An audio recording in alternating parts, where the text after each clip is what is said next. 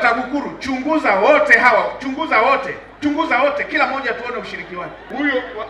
Huyu akamatwe na hawa waliosaini wakamatwe, fedha hii irudi na wachukuliwe hatua za kinidhamu. Nimeambiwa kwenye ujenzi wa shule ya wavulana ya Katavi yalinunuliwa mabati yasiyofaa. Nani aliyeagiza haya mabati?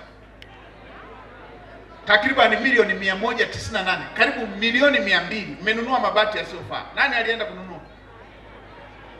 Serikali imetoa fedha nyingine ya kwenda kununua mabati yanayofaa, ili hali ilishatoa fedha. Nani alienda kununua? Mkurugenzi yuko wapi?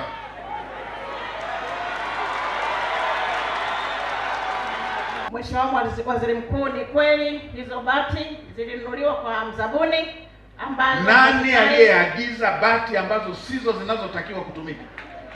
Mheshimiwa Waziri Mkuu, ni watumishi ambao waliweza kusaini na kumlipa. Nani aliyesaini? Kwenye mchakato wa manunuzi mpaka ulipaji. Nani aliyesaini? Nani aliyeagiza? Nani alisaini? Mnaagizaje bati ambazo sizo zinazotakiwa kutumika? Fedha ambayo tungenunua madawati watoto wasikae chini imeenda kununua mabati ya ovyo, imenunua mabati ambayo sio, na fedha imeendelea kubaki kwa. Inafanya nini hiyo fedha? Milioni 200 isharudi bado? Mheshimiwa Waziri Mkuu, RPC agiza huyu mkandarasi ambaye ameleta bati sizo na hawa watumishi wote ambao walishiriki, kamata wote mpaka hii fedha irudi na wachukuliwe hatua za kisheria. Mheshimiwa Waziri Mkuu, mzabuni tunaye aliendelea na tuliendelea kuwasiliana naye arejeshe pesa zote. Mpaka sasa hivi hajarejesha, lakini mawakili wetu wa serikali wameingilia kati na kwamba mnasumbua mawakili. Tumempa fedha, ameleta bati tusizozitaka.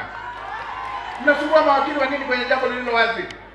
Kamanda, mwelekeze kamanda mwenzako akamatwe, asiwe huru mpaka arudishe hii fedha. Yule mkandarasi asiwe huru mpaka hiyo fedha irudi ya serikali hapa. Hatuwezi tukaanza kubageni fedha ya umma, fedha ya walipa kodi. Hatuwezi kuanza kubembelezana, kubageni. Hatuwezi kubembelezana fedha ya umma. Hivi ninyi mnajua Watanzania wanaolipa kodi wana maisha gani?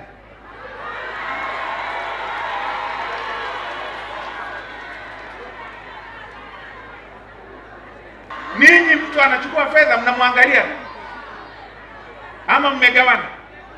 Hapana, Mheshimiwa Waziri.